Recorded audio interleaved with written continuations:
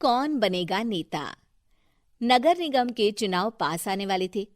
पूरे कानपुर शहर में टिकट को लेकर मारामारी शुरू थी, लेकिन सबसे ज्यादा चर्चा में वार्ड नंबर 40 की सीट थी। वो इसलिए क्योंकि इस बार वहां की सीट महिला के लिए आरक्षित थी। अब सवाल ये था कि चुनाव लड़ेगा कौन। इससे पहले ठाकुर साहब वहां से पार्षद थे और इस बार उन्होंने अपनी पत्नी सीमा ठाकुर को टिकट दिलवाई और ठाकुर साहब की शान के कारण सीमा जी ने 20,000 वोटों से चुनाव जीत लिया। अरे बधाई हो सीमा भाभी, अब तो आप वार्ड की पार्षद बन गई हैं। अब तो हमारे काम आप ही करवाएंगी। अरे ये तो सिर्फ नाम की पार्षद बनी है, वो तो महिला सीट आ गई, वरना पार्षद तो मुझे ही बनना था। अब भले ही चेहरा इसका होगा, लेकिन पावर तो मेरी ही होगी। अरे वाह भाई साहब, क्या दिमाग लगाया है आपने भी। आइए आप लोग, खाना लगा दिया है सबके लिए। सीमा जी पार्षद बन चुकी थीं, फिर भी उनकी एक ना चलती। सारे काम ठाकुर साहब खुद ही संभाल लेते और जहां जरूरत पड़ती वहां सीमा जी का अंगूठा लगवा लेते। सीमा जी ज्यादा पढ़ी लिखी भी नहीं थी। एक दिन ठाकुर साहब और सीमा एक प्रोग्राम में जाते हैं।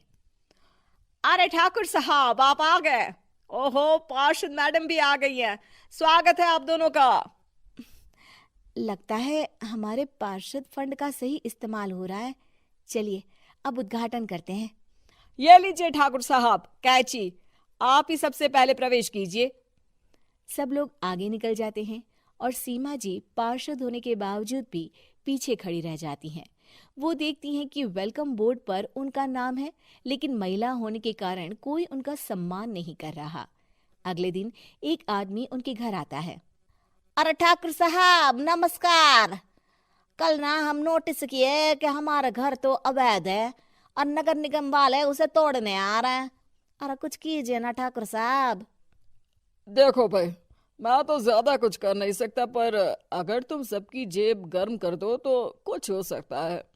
कुल मिलाकर 4 लाख लगेंगे। अरे 4 लाख ठाकुर साहब? अरे भाई, मैं अपने लिए नहीं मांग रहा हूँ। दरोगा है, इंजीनियर बाबू है, बड़े साहब है, सबको देना पड़ता है ना थोड़ा थोड़ा। बोलो है मंजूर? तभी वहां अचानक सीमा जी आ जाती हैं। अरे ये आप क्या कर रहे हैं? पहले इन्हीं लोगों से तो आपने वोट मांगे, अब इनसे ही पैसे ले रहे हो। अरे चुप रहो तुम, तुम्हारा काम है सिर्फ अंगूठा लगाना, तुम वही किया करो। मुझे दूसरे काम तुम मत सिखाओ, समझी?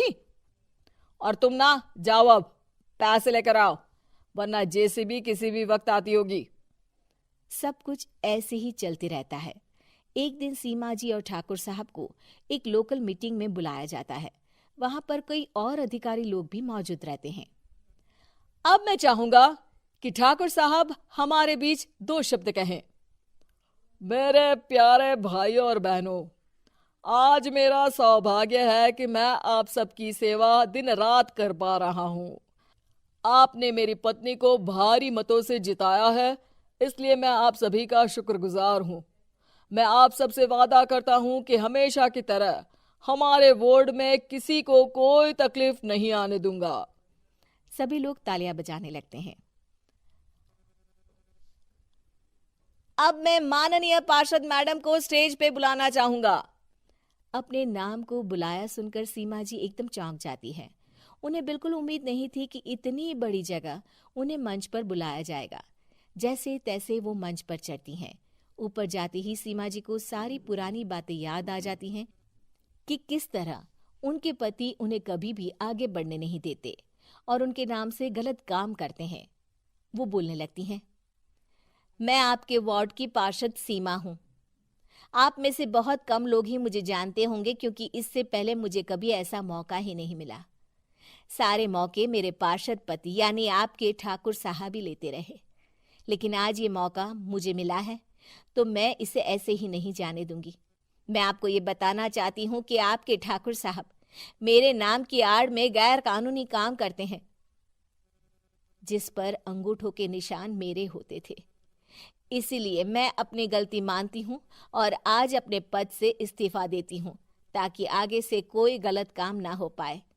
अब फैसला आप सबके हाथ में है कि आप हमें क्या सजा देना चाहते हैं।